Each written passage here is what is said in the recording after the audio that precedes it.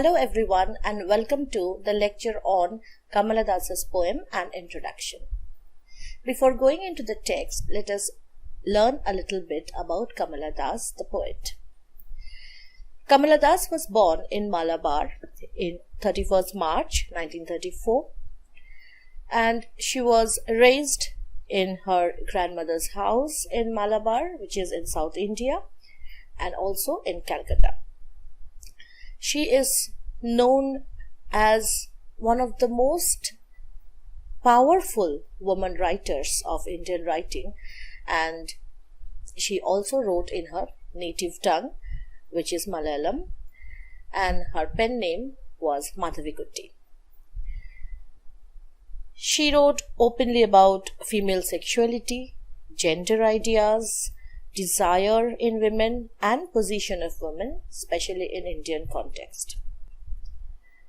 In 1999, she got converted to Islam, which also raised a lot of controversy. And that is again a sad irony because it became a question on women's agency as well.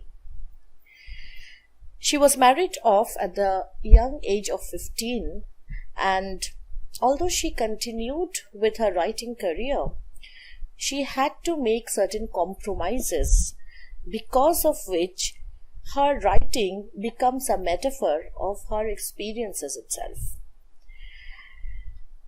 We get to know a lot about Kamala Das, who later became Kamala Suraya, from her autobiography, My Story. But this poem and introduction is a very fitting introduction to understand her point of view with regards to her position, with regards to her ideas about herself, and how she wants us to interpret her as a human being. Coming to the text, we will first have a thorough textual reading, after which we will have a short discussion on its theme, on the various issues that she touches upon, and of course the language and structure of the poem. So let us begin the text. An introduction. I don't know politics, but I know the names of those in power and can repeat them like days of week or names of months beginning with Nehru. Now, when she begins her poem, she talks about not herself, but about her knowledge of politics. Why does she choose such a beginning? Because this poem was published in the first anthology, which came out in the year 1965. It was called Summer in Calcutta. And till then, Indian politics was mostly, or rather completely, dominated by male figures. You notice that she uses Nehru as an example, and she says that she does not know politics, which means that she is not aware of the intricacies of political power games and the different issues which are considered to be the area dominated by male figures. Now, what is very intriguing is, in 1966, the year after this book was published, the center stage of Indian politics was taken by a storm by a woman figure, Indira Gandhi. So till then, we did not have prominent woman leader, leading the whole nation. So here, because this poem was published in 1965, it is understandable that politics was considered to be a male domain. And Kamala Das is writing that I don't know politics, but I know the names of those in power. So a woman had access to the names of the people in power, which means that they were not participating in the major decisions that the post-independent India was making. Now, when India became independent, Kamala Das was only 16 years of age, and not even 16, she was like 34 to 47, it is 13 years. So it was the beginning of her adolescence. So she saw the transition of the nation from a state of colonial slavery to a state of independence, but it is regretting that she did not find that same emancipation, that same independence in the women folk which she belonged to, and can repeat them like days of week or names of months. So when you repeat days of week or names of months, you don't consciously do anything. You do it out of habit. So politics was a domain of men, and the only knowledge that women had any access to was repeating like parrots the names of people in power. Okay? I am Indian, very brown, born in Malabar. I speak 3 languages, write in 2, dream in 1.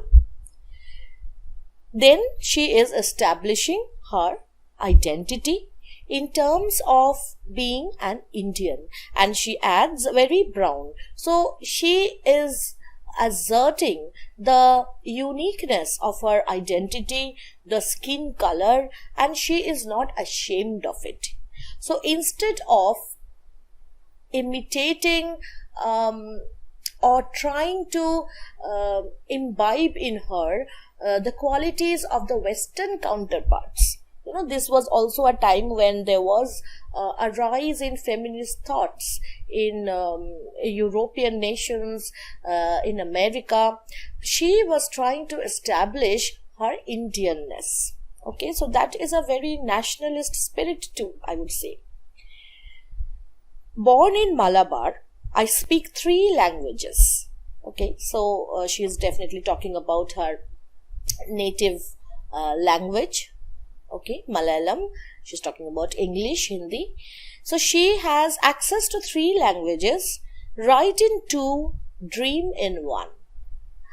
Now, the 2 languages she's talking about here in the statement write in 2 are of course English and Malayalam, because we know that she wrote in English and she also wrote in Malayalam, which is a South Indian language. But this word, dream in 1, what does this mean? Does this actually refer to one single language? Does this mean it is her mother tongue she dreams in? Perhaps no. Perhaps she is talking about a language which is beyond regional boundaries. When you dream, do you actually dream in any language in particular? Because dreams have their own languages. So she wants to say that she might have access to 3 languages, she might have proficiency in 2, but when it comes to dreams, she does not mention which language she dreams in, because dreams have no fixed language. Don't write in English, they said. English is not your mother tongue. Why not leave me alone, critics, friends, visiting cousins, every one of you? Why not let me speak in any language I like? The language I speak becomes mine, its distortions, its queernesses, all mine, mine alone. It is half English, half Indian, funny perhaps, but it is honest. It is as human as I am human. Don't you see? It voices my joys, my longings, my hopes, and it is useful to me as cawing is to crows or roaring to the lions. It is human speech. So then she writes about the choices which she is trying to make when it comes to language. Don't write in English, they said. Who are they? They are, then she defines them, critics, friends, visiting cousins, which means that everybody has an opinion what a woman should write in, what a woman should think in, and what a woman should express in her writings, in her creativity. So she directly tries to stop these opinion makers from giving her any codes which she is supposed to follow. So she directly says that why not leave me alone, critics? So when you are trying to write in English, and mind you, this is the early part of post-independent India, and English was still considered to be the language of the masters, although the masters were gone. So it was a colonial hangover. When the colonial state receives its independence, it still has elements of slavery ingrained in their minds. So English is the language of the masters. You are a woman, and being a woman, you are of the secondary category. And when it comes to writing, you can write, but you should stick to your mother tongue. Writing in English means it's like open challenge to the society, that I am controlling the language which controlled this nation. Okay, that authority, that control should not be provided so easily to women. So society asked her not to write in English. And then she defines her language, that yes, my language is my individual way of expressing myself. I am not aping, I am not imitating the niceties, the formalities, the nitty-gritties of the colonial masters. Because when I am challenging the English which the Englishman speaks in, I am also making myself powerful to challenge the society which is limiting my creativity. So she writes that, why not let me speak in any language I like? Why not allow me the freedom of expression? That is the primary basic freedom which is allowed to any citizen of India.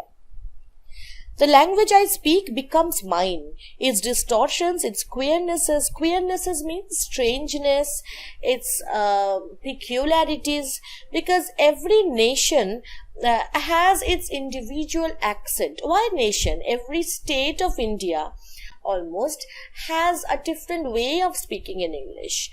People from Bengal, they have a particular accent. People from South Indian states, they have different accents. People from North Indian states have different accents. So that is the beauty of language, that it accommodates the regional variations, and at the same time it can communicate. So you might be a Bengali speaking in a different way, and you might have a feeling that my way of speaking in English is the way of speaking in English, which is not right.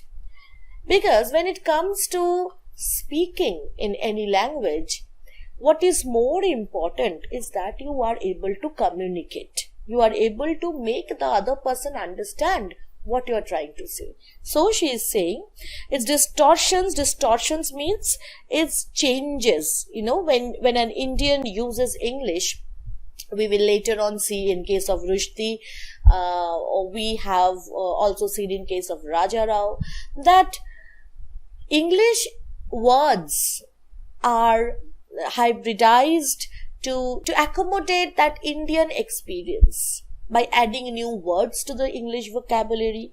Okay, so these are not just distortions in a negative way. Distortions are what, if you will later read about the development of English language, you will see that English language is so beautiful and so strong because it allows those distortions.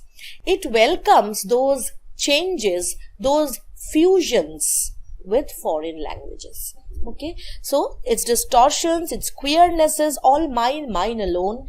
So this is the way she tries to establish language as an individual's domain, that it is mine alone, something which I have right to.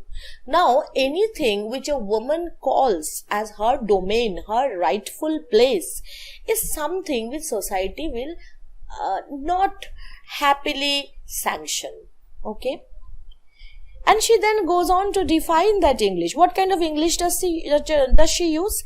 It is half English, half Indian, funny perhaps, but it is honest. Because you see, if she did not use those half Indian words in her writings, then it will not be honest. Because when you are an Indian and you are exposed to English language, then your life experience tries to communicate things which are not there in the English vocabulary.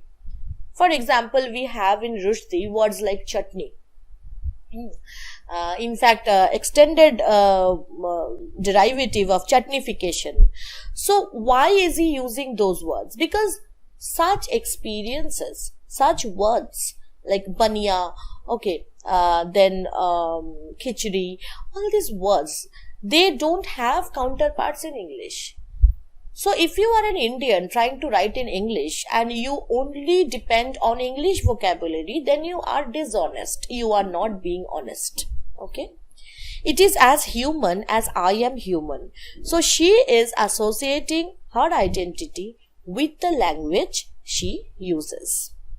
Don't you see, it voices my joys, my longings, my hopes, and it is useful to me as cawing is to crows. Why do the crows caw, or why do the lions roar? Because they want to express a feeling.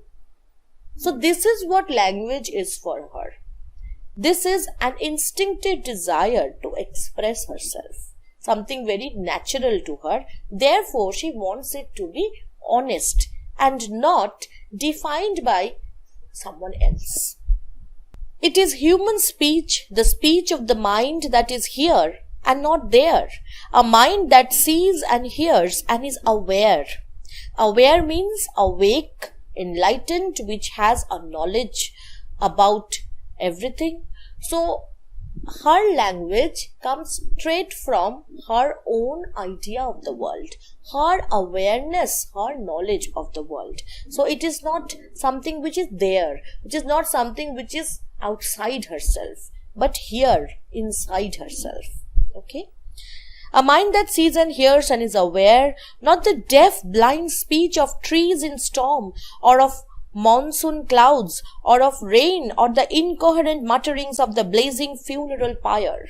Funeral pyre is when a Hindu person dies and its body is cremated, those logs of wood with fire, that is the funeral pyre. That emits a chirping sound, but it is not a conscious language of anybody. Similarly, you see, the words like tree, storm, cloud, rain, they also emit sounds.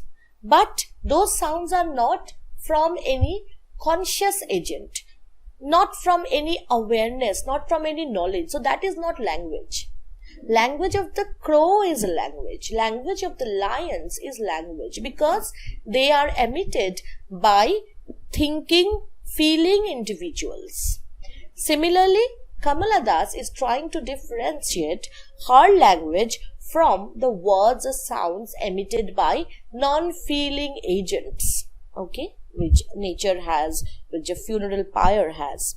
Now she comes to, from politics she goes to language, and now she comes to her experiences, especially experiences of growing up and reaching adolescence. I was child, and later they told me I grew. See, everybody is telling her something. So there is always the presence of this ominous presence of they.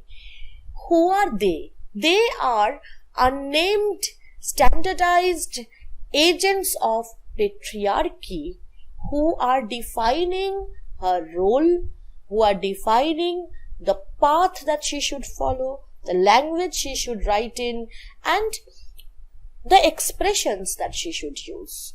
So she always has this disgust towards this they who are trying to dominate her freedom of expression. They told me I grew, for I became tall, my limbs swelled, and 1 or 2 places sprouted hair. So see, she is trying to pin down her moment of growing up in terms of bodily changes. This is a very unique way of writing about the woman's body, especially during the times when she was writing. And she's talking about the physical changes as if they have nothing to do with the changes which were happening inside her. So growing up, which should be actually seen as a marker of the expansion of your knowledge. You grow up when you are more responsible, when you are mature, you handle yourself in a mature way. Instead of that, growing up is associated with particular bodily changes in women, as if their whole identity is evaluated in terms of their physical attributes, physical qualities. So maturity, development, all these things are evaluated not in terms of psychological maturity, but in terms of physical growth. Alright? When I asked for love, not knowing what else to ask for, see, love is something which is naturally a part of growing up, but she's talking about love as if that was the only option left for her to talk about. Because when you are growing up, when you are crossing that threshold, you should not talk about anything else but about maybe a prospective husband. Okay, so she was not sure that anything else can be there for a woman to think about. That a woman can think about becoming a pilot, a woman can think about becoming a doctor, a woman can think about leaving the society and going off to be a sage. A woman did not have any other option but to look for love. So she is like a commodity, alright, because she had no other option. For he drew a youth of 16 into the bedroom and closed the door. So this is the reaction she gives on her very, I would say, premature wedding, but in those days, those were common in India. She was 15 and her husband was 16. So, of course, they hardly had any say in the arrangement made. And look at the way she is describing her marriage night. He drew a youth of 16 into the bedroom and closed the door. He did not beat me. So, it's not like he was violent towards her. But this whole act itself, it was so violent because she wasn't prepared for it. She hadn't asked for it in a conscious way. It was imposed upon her. You don't have a choice about whom you want to go to bed with. Alright, that kind of a helplessness here. He did not beat me, but my sad woman body felt so beaten. So here we also find a kind of a regret that when it comes to women, sexual desire is considered to be of secondary or of no importance at all. You get married because you need to procreate, you need to have children to continue the name of the family, preferably sons. So sexual act was considered to be a duty to fulfill that role of mother. Okay, it had nothing to do with a woman's desire to have sex. Okay, so but when it came to men, they could write about their desires, about their feelings, about their emotions when it comes to sexuality. But in case of women, the role was very limited. And nobody talked about women's desires up till then. Alright, so this is how she is saying that her desires were not taken care of. Alright, by the sexual act. The weight of my breasts and womb crushed me. So the two organs, the breast and the womb, which are, you can say, relevant to a woman only in terms of motherhood. A woman does not require a womb to be a pilot, to be a doctor, to be a writer, to be anything else. But to become a mother, you need a womb. To become a mother, you need your breasts to feed them. Maybe not that important, but still that would help. So these are the two organs which are basically only related to motherhood. But ironically, these two are they are considered to be the symbols of womanhood. Mother's womb is glorified as the place which provides sustenance, security, and a very pure space. Ironically, childbirth, the process of childbirth, is considered to be something not very dignified, especially in various autobiographies from Bengali women and other parts of India. We have accounts of women dying while giving birth because of poor ideas about maternal health, about no ideas about infections. So womb and the breasts, which are glorified in literature, which are glorified in society's mind, is actually something which leads to a woman's crisis, because she goes on giving birth one after the other, and the same organs which are used as her glorification become her peril, become a menace to her. Okay. The weight of my breast and womb crushed me. I shrank pitifully. Then I wore a shirt and my brother's trousers, cut my hair short and ignored my womanliness. So see, when she found that her body becomes the site of oppression, the site of definition, she tries to react by rejecting the femininity which is associated with the woman's body. The first thing what she does is she wore a shirt and my brother's trousers, cut my hair short and ignored my womanliness. You remember when Lady Macbeth tried to invoke the supernatural power, she says, unsex me here. So sexuality is often seen as a burden, a limitation which stops a woman from expressing her power, expressing her agency. It can be an agency which destroys or an agency which creates. No matter what, sexuality is something which a creative woman detests, because being a woman means you have to follow certain rules, otherwise you are not a woman. Okay, so here she deliberately tries to reject her identity which is imposed on her as a woman.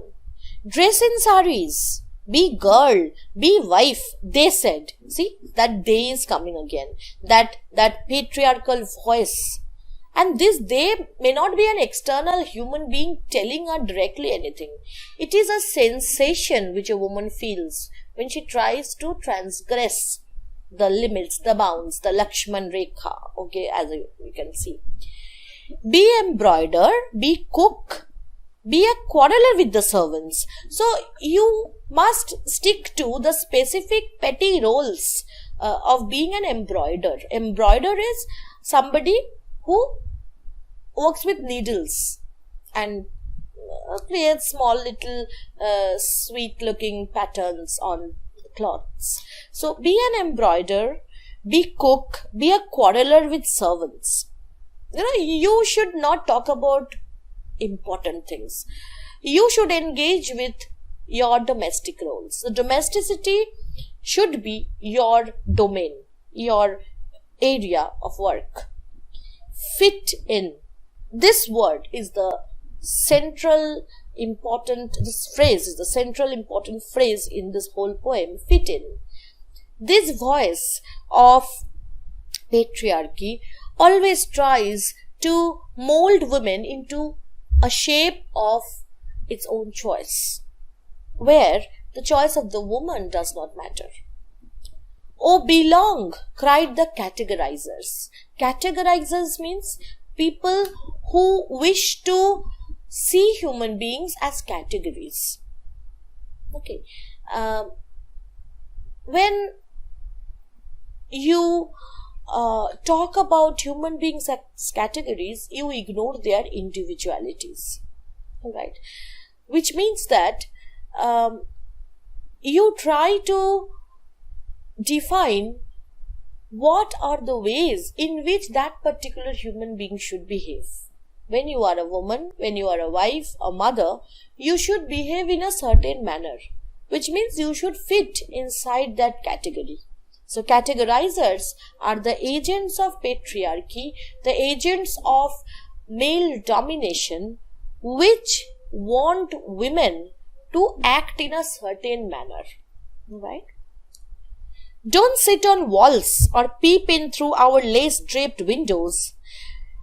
Now, as women grow up, they always hear things like, don't patter about, don't run around the courtyard, behave in a demure way, okay, be polite, don't sit on walls, so don't have an opinion, and don't peep through windows. Curtains means do not have an opinion about other people. Alright, so a woman should not only not have an opinion about other people, she should not have an opinion about herself as well. Be Amy or be Kamala, or better still be Madhavikutty. Now Kamala Das, she was also fondly called Amy. Madhavikutty was the pseudonym she used while writing in Malayalam. Now, why is this expression better still? Better still be Madhavikutty, because a pseudonym is, it's like a secret alley which a woman can take. Pseudonym means a name which you assume or which you take, under which you publish your work without revealing your identity. Now, why better still Madhavikutty? Because when a woman writes and publishes, her family, her relatives, they do not want people to identify that woman as the writer. Because in her writing, she might express an opinion which might go against the so-called high standards of her family, of her relatives. So, when a woman starts writing, her immediate relationships, the people around her, they feel threatened of being exposed. They don't like to be questioned, logical questions. So if you are writing under a pseudonym, then people can't identify Kamala Das as the writer, which gives some relaxation to her immediate relatives, including her family. Okay, so be Amy, be Kamala, or better still be Madhavikutty. Now this was not something new that was only experienced by Indian women. We have seen women like Marianne Evans who had to take up pseudonym of George Eliot. We have seen the Bronte sisters, Carlos Acton and Elizabeth. So they have all been through this experience, where their voices are stifled if they are publishing under their own name. Okay, so better still be Madhavikutty. It is time to choose a name, a role. Don't play pretending games. Don't play at schizophrenia or be a nympho. Now these two words, schizophrenia and nympho, these two words are considered to be a distortion of stability when it comes to a woman.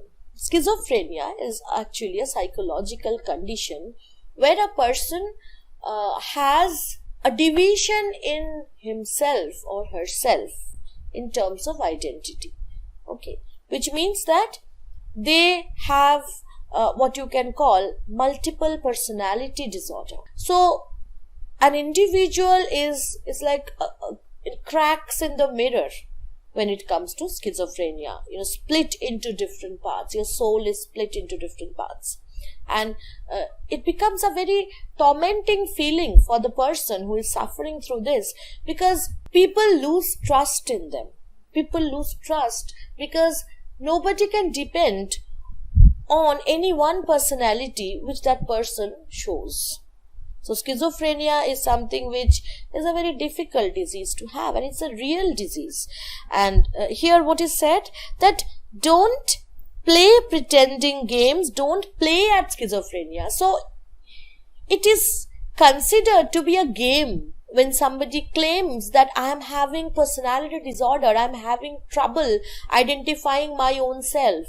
So psychological disorder, psychological crisis is seen as a game, a ploy, which is probably something which a woman is playing to gain some advantage, okay, instead of taking it seriously. Being a nympho. Nympho is a woman who has unquenchable sexual desire, who wants to go on being in relationship with men, and her desire is never fulfilled. Like, she is never satisfied. That is a nympho. So being a nympho is like you are breaking all the codes of society. Okay, so don't play at schizophrenia or be a nympho. Don't cry embarrassingly loud when jilted in love. Okay, you are in love, maybe that guy is going to go away. What's there to cry so much about? It's very natural. So you are supposed to take failure, you are supposed to take rejection in a subdued manner. You are not supposed to express in a violent way. Okay, I met a man, loved him. Call him not by any name. He is every man who wants a woman, just as I am every woman who seeks love.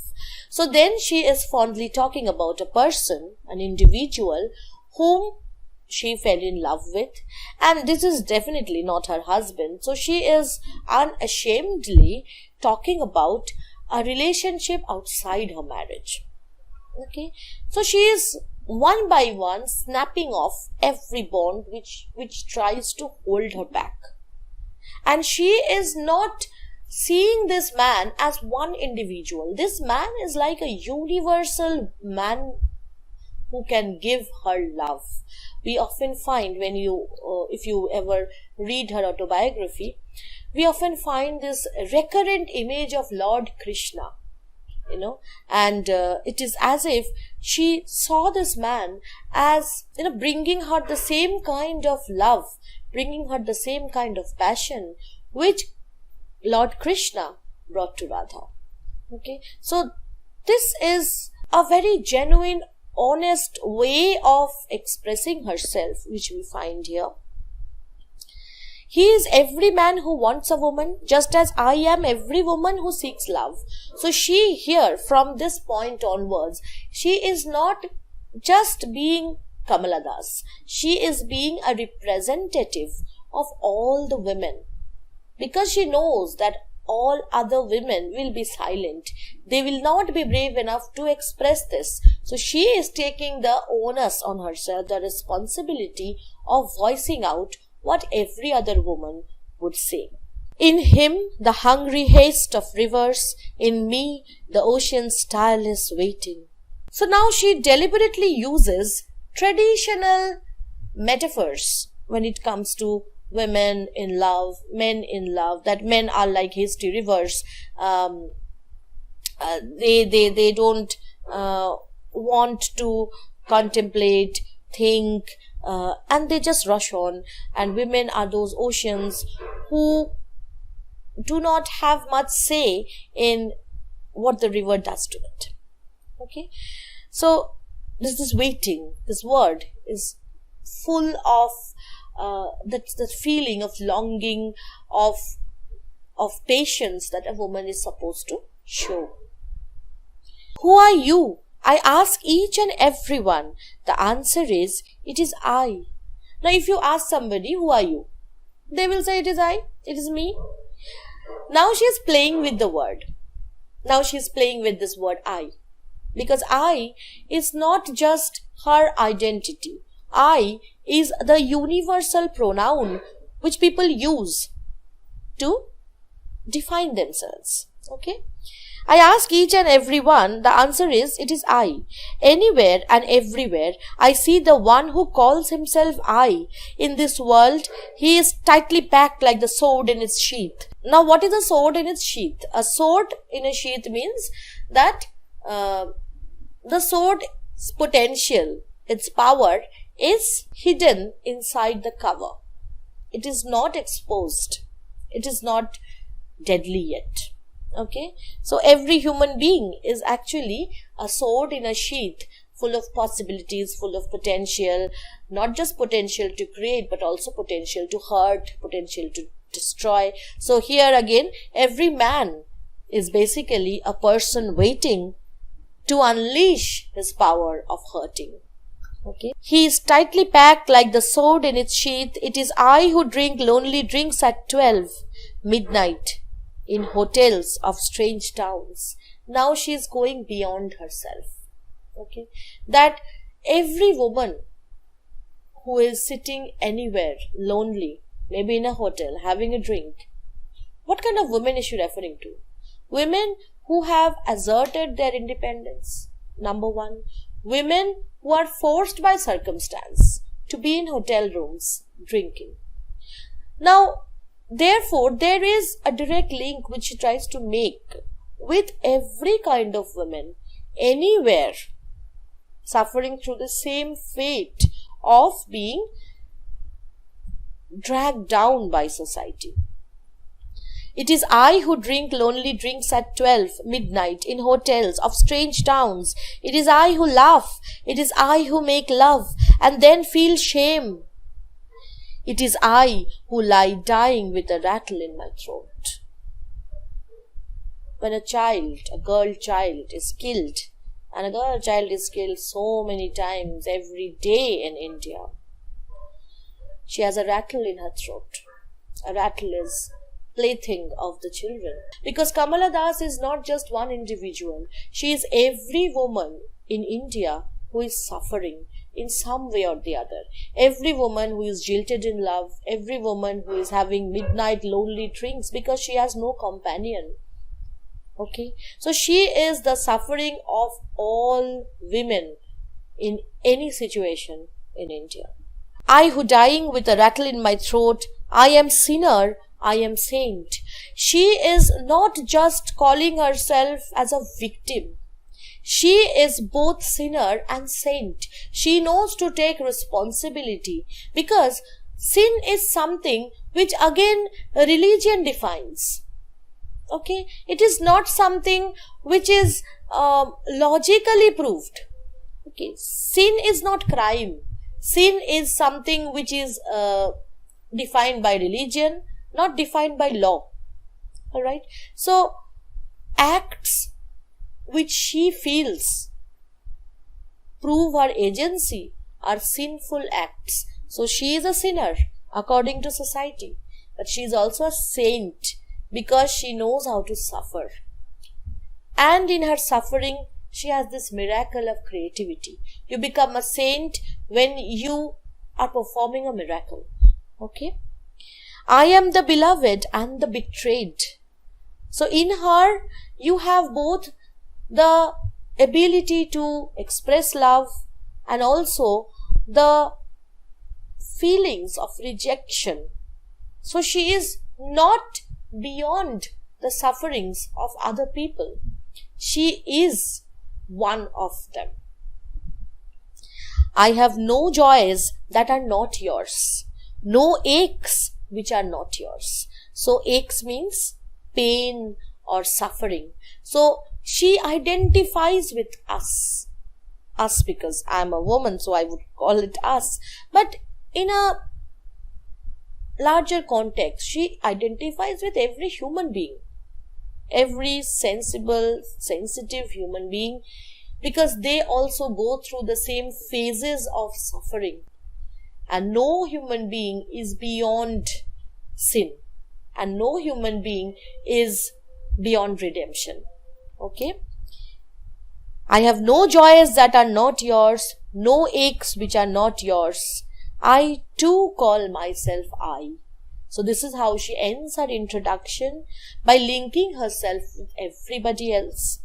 And by doing that, she wants to tell you that whatever information you might not have about her is of no importance, because she is nothing more than what we are. She is nothing less than what we are.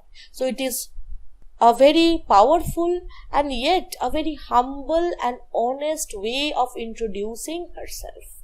It is a very beautiful poem and a very straightforward poem on Kamala Das's way of asserting her agency. Now we will come to the part where we will talk about the poem a little bit more.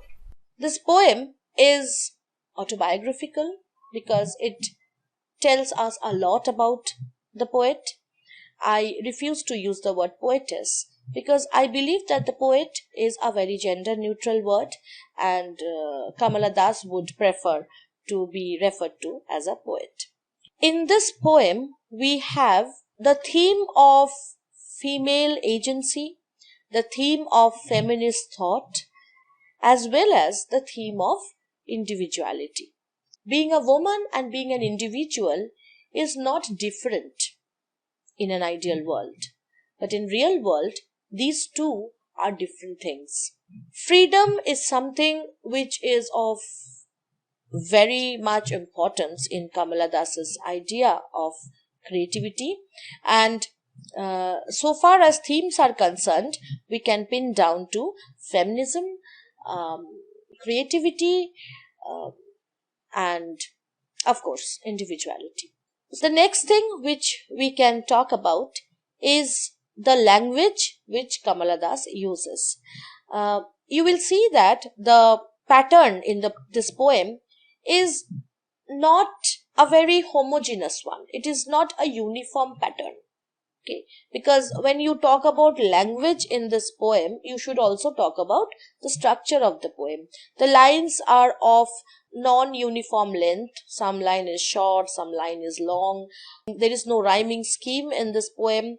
So it is a very conversational tone, as if she's talking to you, like in a conversation. This poem begins with I, and this poem ends with I. Now it is easy to begin a sentence with I, but to end a sentence with I, you will have to distort the rules of grammar. Because I is a pronoun. You cannot end a sentence with a pronoun. It becomes very difficult. It's not exactly grammatically correct. But that is the beauty of Kamala Das's writing, that she refuses to acknowledge any regularity in her writing. That I am not a regular person writing in regular English. It is the English which I am comfortable to use. Therefore, she begins the sentence with I and she happily ends with it. When you say things like I eat rice, I go to school, then the ending words or phrases of a sentence, of a normal prose sentence, is usually the object of the sentence. The subject of the sentence in the beginning of the sentence, and the predicate, which includes the object of the sentence, comes at the later phase. The moment you put the word I at the end of your sentence, I too call myself I in the last line, this I at the end becomes the object, and the I in the beginning of this sentence becomes the subject. So in her mind, she herself is an object as well as the subject of her writing. When she writes, that writing self is the I, which is the beginning I. And what she writes about, that object about which something is written, is also the I. So she is the poet, an agent of writing, is writing about herself, which is the object of writing. Okay. Therefore, it is, of course, you can say, a reflective and introspective poem where you look at yourself and write. It is also a very philosophical one. Okay.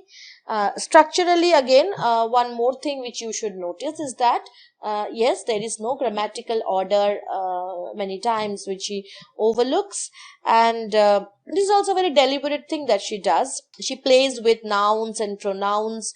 She plays with subject and object, with punctuation marks, putting a comma here and a full stop there where they don't belong. So she is playing around with this language, and she is very confident in her use of this unique English which is her own. And because it is her own, she has a fondness for it. She belongs to this way of expression. You might also be asked a question like, is it a feminist poem? Of course it is a feminist poem. Feminism is not just about writing slogans for women liberation. This is also about expressing desire to have equality, of having choices in life, of having a say in what you want to do in your life. So it is a feminist poem. Kamala Das's life is like this poem. It is a constant desire to assert this agency, this feeling that I am an individual, I have a say in what I think, and I have a say in what happens to me. Maybe that became a very powerful reason for her to choose a new religion, which she found to be something that was offering her something different from her traditional religion. Now you can have hours of controversial and animated discussion on whether she was right in taking up Islam as an alternative to the religion which she was born in. That is not the point. The point is, this was an effort on her part to choose something for herself. The religion which she was born into was not her choice. But this religion was her conscious choice. Maybe she found something in it which made her feel that she was more empowered within its folds than in her traditional Hindu religion. Okay. So that is her personal way of looking at Islam, and this is what her life is about. Whatever she decides for herself should be something that she should be bothered about, not her critics, not her friends, not her relatives. So the best way to recognize her creativity, the best way to pay any tribute to her writings is not to pass any judgment on the actions she writes about, on the choices she made, but to understand that her writing was bold, honest, and a marker of Indian feminist writing at a time when it was in its rudimentary stages. Alright? So there are many questions which can come up from this poem, and I would be happy to help you. And you can, of course, visit my official webpage, nibblepop.com, subscribe to this YouTube channel, and do send me the comments in the comment section regarding which other poems I can take up for further reading. Thank you so much. Stay tuned. Stay safe.